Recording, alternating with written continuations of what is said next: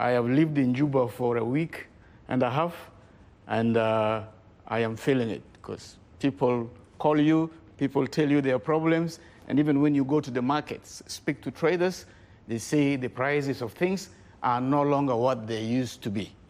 And the common men and women are really struggling to put food on the table. Mr. Minister, this is within your docket. The government is, the people are looking to the government for a solution. And at the same time, they also think the government should really do something so that people can have food on the table. What is happening? Of course, it is the duty of the government to make sure that there is food on every table, every South Sudanese table. And this is an overall policy by all the governments of the world. But here comes in the difference between the countries, as the case may be. There are some countries there that have sufficient resources and they are capable of rendering those services. And there are some countries that are grappling with other things. And as such, they cannot actually provide food on the table for the people, for its people. South Sudan is one of them. It's one of them because the problems that are heaped for South Sudan to resolve are so many. And our resources, even though the civil society is asking where our money is going, our money is quite a legitimate question. We have oil. Yes, our money, even if you have the oil, it doesn't mean that that money of the oil is just open and it flows like that. Of course, the production has its own limitations. The market prices have their own limitations. Our world commitments, international commitments, they have our own implementations. Implementation of the agreement itself has its own implementations. And above all, yes, our implementation of the agreement with all the concerns where you have thousands of MPs at present. You have 650,000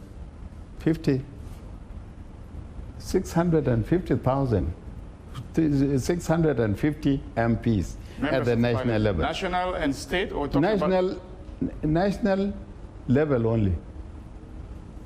The State Council of States and the National Assembly, there are 650.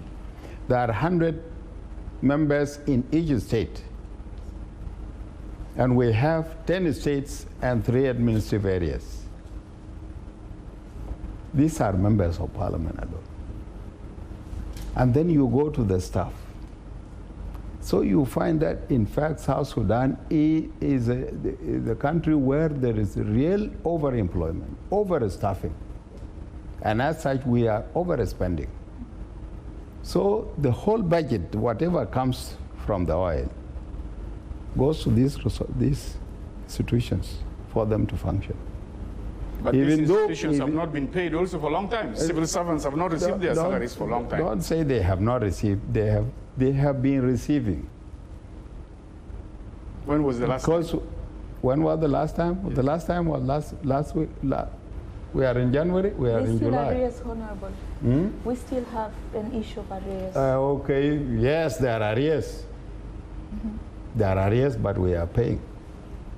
Okay. And I've just been reminded that we have 10 minutes left, so I would want to make good use of that 10 minutes. I give you an opportunity, Minister Stephen Parr, to chart the way forward. Election is coming in 2023. I have seen your one partner from the agreement is warming up, mobilizing its members. That's the SPLM in government. They are warming up, mobilizing their members, saying, come rain, come sunshine, we must have elections. Well, in 2 minutes, give us your reading on how do you see the slow implementation impacting the democratic transition?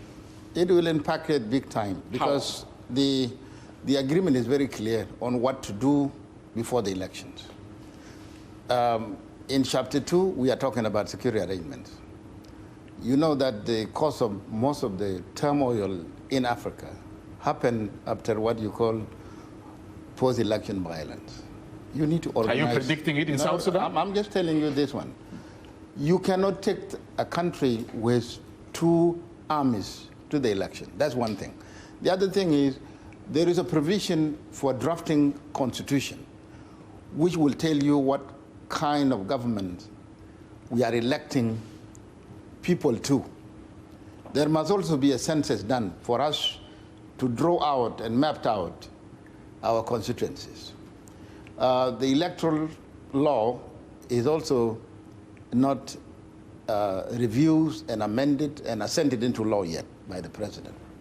So whoever is talking about election now is not in his right mind.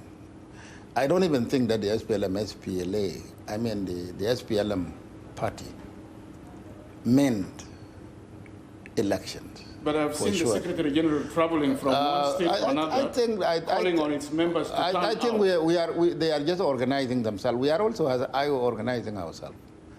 But about elections, you need to look critically at the provision of the agreement.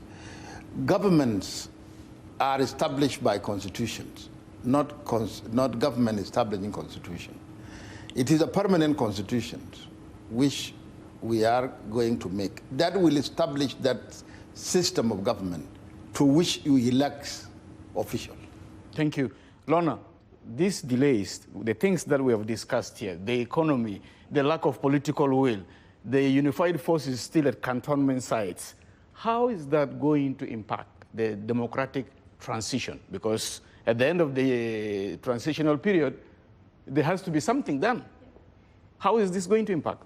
Thank you very much. It's definitely going to impact the transition. How? The desire of the people is that at least South Sudan should transit from this kind of arrangement into a normal governance system by 2023. But unfortunately, the way things are right now, it's not feasible to conduct elections 60 days before end of the transitional period. And I fear for my two fellow panelists that if nothing is done, the institutions that they had are going to lose legitimacy. And we are going to have a country that have a government, yes, they can still go to their offices, but not legitimate. And I think this is a very difficult question for the country. It's important we start thinking of the way forward. Again, back to where I started from. We need to develop instruments for actualizing what we have planned. Right now, we are looking at constitution-making process, we are looking at elections coming, but if you look at the state of electoral commission right now, you will be out of this world to think that they will conduct election. And I want to come back to what Honorable Michael said earlier. Perhaps we need to, if we talk about help from the internationals, we need to define the kind of help. And I think election is an area where we might need to call for help from outside to be able to conduct a credible, free, fair election in South Sudan. Thank you. Minister Michael Makui, the people that we speak to are saying doing elections in an environment that is in South Sudan today is a recipe for disaster. They're saying security is a major concern. It's an open secret that chiefs of organized forces went to Tonj to quell down a situation there where some senior officers were shot. And this is just an example of other crises that are in the places. Is the government still set to move forward with its plan for elections after the transitional period? Yes, in fact, when we say the government, I don't think that we are sitting here as government. I'm sitting here as SPLM, he is an IO, as you can see. But when we go and sit in the cabinet, we are the government. You're one. When we perform our functions and duties, we are one. But when we are expressing opinions, we are different. So I represent my party, and he represents his party. This is why he said we are organizing, preparing for the... And in fact, his chairman declared, it is in the newspapers, that we are going for elections.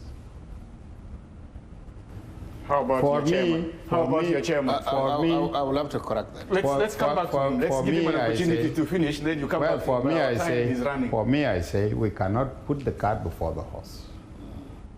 from now up to January, up to February, is enough time. There is still space for us to implement some of the provisions that have not yet been implemented. That is one. Number two, it is not us here who will be deciding the fate of the agreement and as to whether people will go for elections or not. It is the principals who are signatory to the agreement that will sit.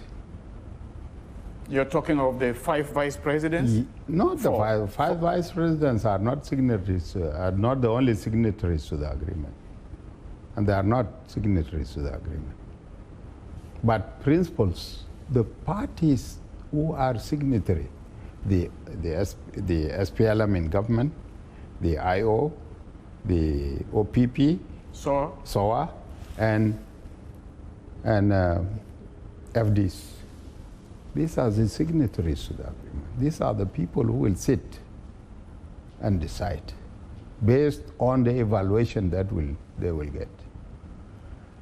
Each and every party is, I presume, is at present making its own evaluation and everything, so that when time comes, they will be in a position to sit and decide.